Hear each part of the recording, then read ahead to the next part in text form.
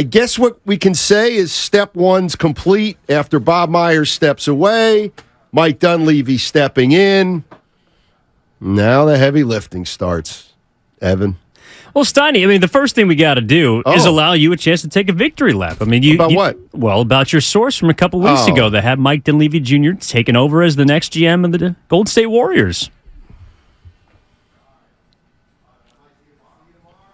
Thank you. Thank you, Spadoni. It was always his job if they could This is what a victory lap is. My God. Reach an agreement, yes.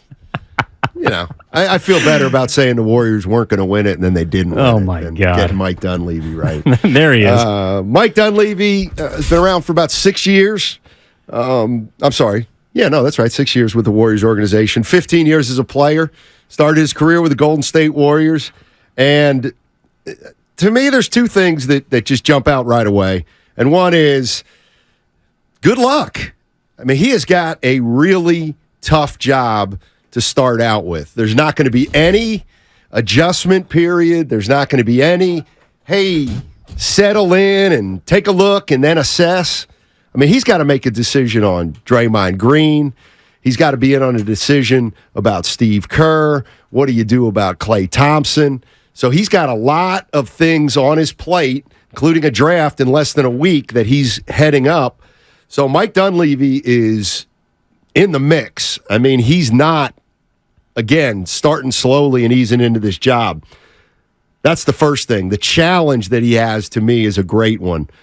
Secondly, does it matter? Look, I was around when Mike Dunleavy played here, and there was acrimony between him and the fan base. That was a long time ago, Evan. And I've been giving this a lot of thought over the last 3-4 weeks. Does that matter? And initially I thought, it doesn't help. It doesn't help that he wasn't loved here as a player. But honestly, over the last 2 or 3 weeks, the more I think about it, the more I think, I don't think it really matters. I really don't. That was a long time ago. It was a bygone era, the early 2000 Warriors. I'm sure there's a lot of fans out there that don't even remember that period of time. They weren't even around for that period of time. They started picking up the Warriors maybe after We Believe or once Steph Curry got here. So I get it's going to be a talking point, but I don't see how it manifests into negativity. I really don't. That's 20 years ago he played here. I don't see it being a negative factor either, but what I do think is important about it is from Mike Dunleavy's perspective, there's a preparation that he's already been through. And that is, if things go wrong, or if things go less than ideal for the Golden State Warriors over the next however many years he's general manager, he's already been through this. He's already been booed. That's true. He's already been thrown away by the fans. He's already been besmirched. He's already been through a lot of the steps that general managers and owners sometimes have to go through. And you have to be able to be okay with that kind of criticism. That was criticism that escaped Bob Myers for the majority of his time in Golden State because of the ridiculous success that he had. But Mike Dunleavy Jr. has a far tougher task now than Bob Myers probably ever did as GM of the Warriors. So now he understands the task at hand. You laid out Draymond Green's contract, figuring out what to do potentially with Jordan Poole and Jonathan Kuminga, and then, of course, bolstering this roster as best he can to try and compete in the next 3 years that Stephen Curry is under contract. Those are his tasks right now. If he succeeds, he's going to be beloved. If he doesn't, he's just going to go back down memory lane because he's already been there before. Here's the problem. He can succeed and not win a title. But that's not going to be good enough. Are you sure? Well, I think so. Because, well, think about that. He's charged right now. If you're telling me he's got to win a title, Mike Dunleavy, I mean, is that the standard? He's got to win a title. It might be unfair, but it is unfair. Okay, that's fair. As long as you're saying it's unfair. As long as you acknowledge it's unfair, I'll go along with it. It's unfair for anyone to step into a situation such as this with so many questions, with so little flexibility financially currently, and expect them to just immediately run off a championship. But there are also things that Mike Dunleavy Jr. is bestowed with as GM that other GMs do not get the benefit of, which is, number one, a cornerstone franchise player, as you've described, the greatest face of a franchise in the history of sports, Stephen Curry. That is not something to be taken lightly, and that's, I think, the reason why people have those potentially unfair expectations, because you do have a top 5, top 10 player, maybe of all time, on your roster, even if he's going on age 35. There is no such thing as succeeding without winning a title. Without a title, there is no success. Good luck, Mike. We're going to hand you the Golden State Warriors at the end of a dynasty. Now go make another one. See, I think that's overstated, and here's why.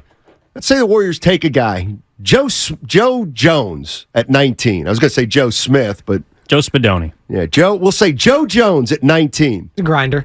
And he turns into a star. He turns into a star in 4 years. But maybe they don't. He's a great player, but he can't get it done. But he found a guy. I think if he finds guys, it's going to be. I think he'll be fine if he finds guys. But I hear what everybody's saying. 4 titles in 11 years or whatever it is, and he's got some pressure on him. He knows that. That's the precedent that's been set, though. He knew taking this job meant that. I have to imagine. He's been around the block for such a long time, and he's been in NBA since he was a child. He knows what people expect.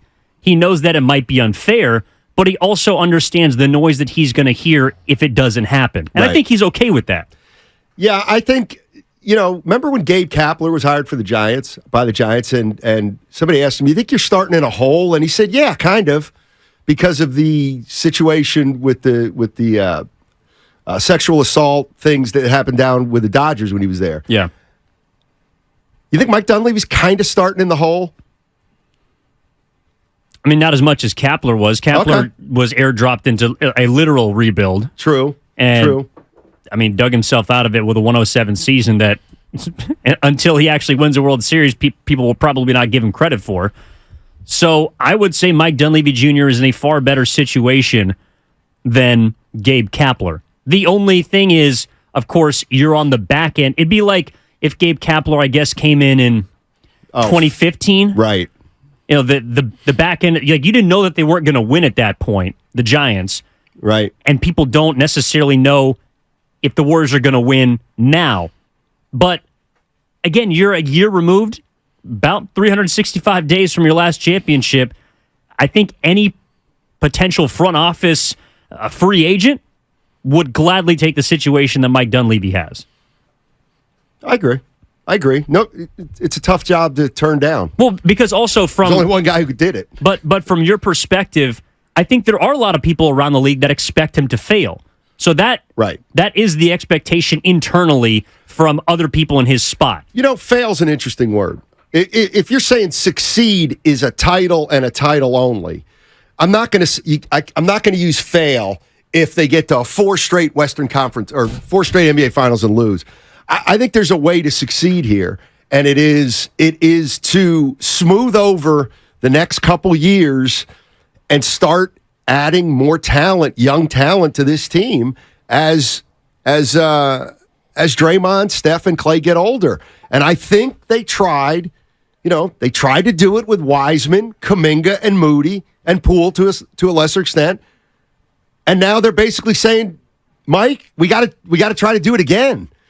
We got to try to do it again, even though it's 3 or 4 years later. We got to find some young players to go along with our big 3.